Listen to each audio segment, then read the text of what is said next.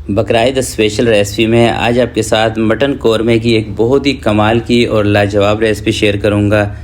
जब भी दोस्तों आप इसको किसी भी तकरीब में, पार्टी में, दावत में बनाएंगे ना, यकीन करें अगर आप इस रेसिपी को सही तरीके से फॉलो करके बनाते हैं तो आपकी तारीफ़ें हो जाएंगी। बहुत ही कमाल की रेसिपी है। बनाने का जो मेथड है बहुत ही आसान है और इंशाल्लाह परफेक्ट तरीका आपको बताऊँगा। तो चलें इसको बनाने स्टार्ट करते हैं। बिस्मिल्लाहिर्रहमानिर्रहीम। सबसे पहले आपने 700 ग्राम प्याज ले लेनी है और गिनती आपने ये खुद कर लेनी है कितनी प्याज है। प्याज की कटिंग कर लेंगे। उसके बाद आपने सबसे पहले प्याज को फ्राई करना है।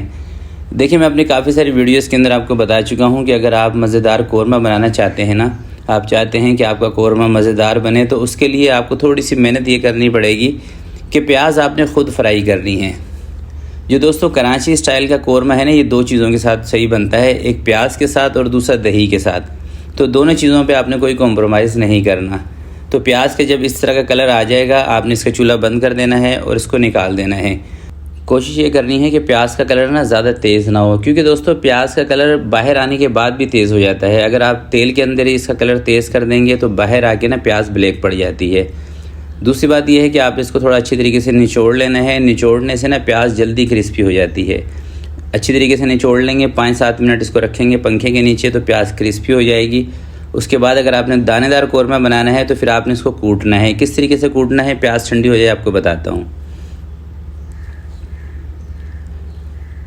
तो ये देखें दोस्तों, प्याज हमारी बिल्कुल ठंडी हो चुकी है। अब आपने क्या करना है कि कोई हिमाम दस्ता या इसको चट्टू बट्टा कहते हैं वो ले लेना है और उसके अंदर प्याज को डाल के जैसे ही प्याज ठंडी हो, क्रिस्पी हो, आपने उसको कूट लेना है, अच्छी तरीके से बारीक कर लेना है, दानेदार बना लेना है। जितनी अच्छी तरीके से आप प्याज दानेदार बनाएंगे ना, उतना ही आपका कौरमा दानेदार बनेगा। ठीक है, प्याज हमारी अच्छी तरीके से सेट हो गई है। इसको कर देते हैं साइड पर और अब आपको लेके चलता हूँ अगले जो प्रोसेस है ना उसकी तरफ। प्याज को एक प्लेट में निकाल के रख लेंगे हम। तो चूल्हे के ऊपर दोस्तों मैंने रख ली है देग और इस देग के अंदर, जिस तेल के अंदर अभी हमने प्याज को फ्राई किया था ना, फ्राई प्याज का तेल 2 कप आपने लेना है, 400 ग्राम के करीब। इसके अंदर 10 से 12 आपने लौंग शामिल कर देनी है और 5 से 7 सब्ज़ इलायची। लौंग और सब्ज़ इलायची इसके अंदर लाजमी शामिल करनी है, ख़ासकर सब्ज़ इलायची। ठीक है।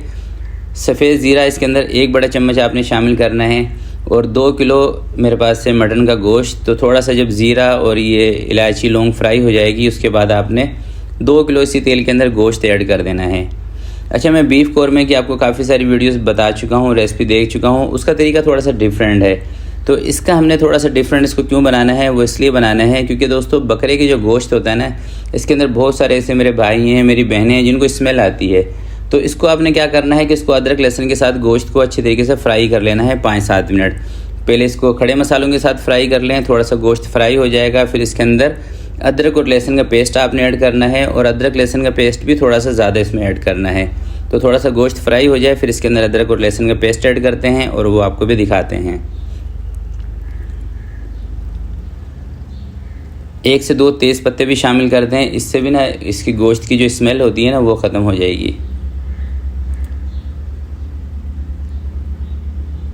चलें दोस्तों, तकरीबन 4 से 5 मिनट तक गोश्त को मैंने सिर्फ तेल से और खड़े मसालों के साथ अच्छी तरीके से फ्राई कर लिया है। अब इसके अंदर मैं शामिल कर रहा हूँ अदरक और लहसुन का पेस्ट 5 चम्मच। बड़े चम्मच हैं, आपने भर के लेने हैं 5 चम्मच। टेंशन नहीं लेनी, अदरक लहसुन ज़्यादा नहीं होगा, बल्कि कोई सा भी गोश्त का आप इस्तेमाल किया करें, खाना बनाया करें, तो उसके अंदर अदरक और लहसुन का इस्तेमाल थोड़ा सा ज़्यादा किया करें। अदरक लहसुन इसमें ऐड करने के बाद थोड़ा सा आपने अदरक और लहसुन के साथ भी गोश्त को फ्राई कर लेना है। तो ये देखें, अभी ये जो वर्किंग हो रही है ना गोश्त पे, ये इसलिए हो रही है कि इसकी जो स्मेल होती है एक मखसूस बकरे के गोश्त में से जो आती है, अक्सर लोगों को, बहुत सारे लोगों को नहीं भी आती। तो ये इस वक्त जो वर्किंग हो रही है, गोश्त को जो भुना जा रहा है, वो इसलिए भुना जा रहा है कि इसकी जो स्मेल है वो ख़त्म हो जाए, ताकि आपके गेस्ट आएँ तो कोई ये ना कह सके कि इसके अंदर से स्मेल आ रही है, या हम नहीं खा रहे, या हमें बकरे का पसंद नहीं है। डिश ऐसी बने कि सब उसको खाएँ। तो गोश्त को दोस्तों अदरक और लहसुन के साथ मैंने फ्राई कर लिया है 1 से 2 मिनट के लिए। और अब इसके अंदर लाल मिर्चों का पाउडर आपने शामिल करना है 2.5 चम्मच। जितने जितने मसाले इसके अंदर मैं आपको बता रहा हूँ, बेफिक्र होके आपने उतने ही मसालों का इस्तेमाल करना है। इंशाल्लाह परफेक्ट आपका कौरमा बनेगा। ज़ीरे का पाउडर आपने 2 चम्मच इसके अंदर शामिल कर देना है। नमक आपने इसके अंदर शामिल करना है 1.5 चम्मच।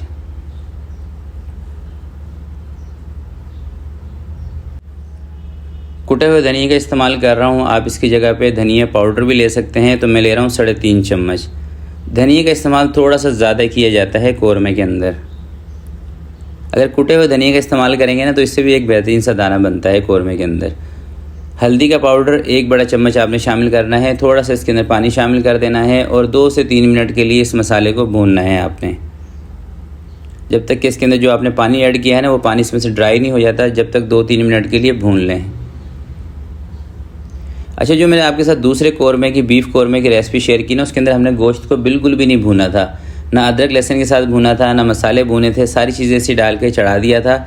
मगर बीफ के गोश्त में दोस्तों क्या होता है कि उसके अंदर स्मेल इतनी ज़्यादा लोगों को महसूस नहीं होती, उसके अंदर स्मेल भी नहीं होती। बकरे के गोश्त के अंदर स्मेल का प्रॉब्लम आता है, इसलिए इसको भूनना ज़रूरी है। ठीक है, अगर आपको इसकी स्मेल से मसला नहीं है तो फिर आप बीफ कौरमे की जैसे मैंने आपको रेसिपी बताई थी ना, उसको फॉलो करके भी मटन का कौरमा बना सकते हैं। बहुत सारी जगहों पे ऐसे भी बनाया जाता है।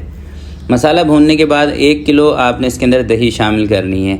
मैंने वीडियो के शुरू में आपको बताया था प्याज और दही पे आपने कोई कंजूसी नहीं करनी। 2 किलो गोश्त हो तो 1 किलो दही लें, इसके ऊपर से मलाई हटा के फेंट के इसमें शामिल कर दें। दही को अच्छी तरीके से मिक्स करें। अब इसको भूनने की ज़रूरत आपको नहीं है। जब दही अच्छी तरीके से मिक्स हो जाएगी, अपना पानी छोड़ देगी, इसके ऊपर आप कवर लगाएं। कवर लगा के तकरीबन 1 घंटे के लिए छोड़ दें। अगर यही रेसिपी आप प्रेशर कुकर के अंदर फॉलो कर रहे हैं तो फिर आपने 20 मिनट के लिए प्रेशर कुकर को ऑन कर देना है दही वगैरह डालने के बाद, और हल्की आंच पे इसको रखेंगे 1 घंटे के लिए। चलें दोस्तों, तकरीबन 1 घंटे तक इस गोश्त को मैंने पकाया है और बीच में 30 मिनट के बाद तकरीबन 1 मरतबा इसके अंदर मैंने चम्मच चलाया था। बार बार गोश्त का ढक्कन हटा के इसको चेक ना किया करें, उससे क्या होता है कि स्टीम निकल जाती है, फिर गोश्त ना अकड़ जाता है, गलता नहीं है। तो सबसे पहले आपने गोश्त को चेक कर लेना है। गोश्त गले तो आगे की कार्रवाई फिर करनी है। ठीक है, और इस स्टेज पर अगर आपके साथ ऐसा होना कि इसका पानी ड्राई हो गया है, किसी भी वजह से आपने आँच तेज़ कर दी थी, तो परेशान नहीं होना, थोड़ा सा पानी आप इसमें ऐड कर सकते हैं। गोश्त हमारा गल गया था। अब फ्राई प्याज इसके अंदर मैंने ऐड कर दी है, जो फ्राई प्याज हमने कूटी थी, और साथ ही इसके अंदर मैं शामिल कर रहा हूँ केवड़े का एसेंस। केवड़े एसेंस से दोस्तों जो कौरमे की एक देग वाली खुशबू होती है ना, वो आती है। तो केवड़े का एसेंस आपने 4 से 5 ड्रॉप इसमें लाजमी शामिल करने हैं। पंसारी की शॉप से ये मिल जाता है हर जगह से। प्याज इसके अंदर ऐड करने के बाद कोई 5 से 7 मिनट तक आपने हल्की आंच पे इसको चलाना है, पकाना है, और बार बार इसमें चम्मच नहीं चलाना, थोड़ा सा हाथ रोक रोक के चम्मच चलाना है, क्योंकि दोस्तों इसी स्टेज पर ना गोश्त गल जाता है। अगर आप इसमें चम्मच ही चलाते रहेंगे ना बार बार, तो उससे फिर पता है क्या होगा कि गोश्त की ना जो बोटियाँ ना वो टूट जाती हैं। तो इस चीज़ का आपने ख्याल करना है। 5 से 7 मिनट तक इसको पकाएंगे। जब आपको लगे कि आपके हिसाब का इसके अंदर दाना बन गया है, आपने चूल्हा बंद कर देना है बस। बुनाई वगैरह हमने शुरू में इसकी कर ली, अभी इसकी कोई बुनाई नहीं होगी। तो ये देखें, मेरे ख्याल से बेहतरीन सा इसमें दाना बन गया है। चूल्हा मैंने बंद कर दिया है। अब मैं आपको दिखाता हूँ इसका फ़ाइनल लुक। इसको एक डिश के अंदर निकालते हैं और करीब से मैं आपको दिखाता हूँ। और इस कौरमे के अंदर ना दोस्तों आपने जायफल जवातरी का पाउडर भी आधा चम्मच लाजमी शामिल कर रहे हैं। मैंने इसके अंदर शामिल किया था मगर उसकी ना वीडियो नहीं रिकॉर्ड हो पाई। तो जायफल जवातरी का पाउडर 1/2 टीस्पून आपने लाजमी इसमें शामिल करना है, उससे खुशबू बहुत बेहतरीन आएगी। तो आप इसका लुक चेक करें, इसका दाना चेक करें। जितना दोस्तों ये दिखने में आपको मज़ेदार लग रहा है ना, यकीन करें खाने में उससे भी बेहतरीन है। तो ज़रूर इस रेसिपी को ट्राई कीजिएगा। बकरीद पर कोई दावत, कोई पार्टी हो तो आपने मटन कौरमा लाजमी बनाना है। तो आज की वीडियो के लिए दोस्तों इतना ही। आपसे मिलते हैं किसी नेक्स्ट वीडियो में। तब तक के लिए अपना बहुत सारा ख्याल रखिएगा, अपने वालिदैन का ख्याल रखिएगा। अल्लाह हाफिज़। और लास्ट में आपको ये भी बता देता हूँ कि ये कितने अफराद की सर्विंग है। तो दोस्तों अगर आप इस हिसाब से कौरमा बना रहे हैं 2 किलो मटन का, तो तकरीबन 12 अफराद की ये सर्विंग है। 12 अफराद के लिए आप 2 किलो मटन का कौरमा बना सकते हैं।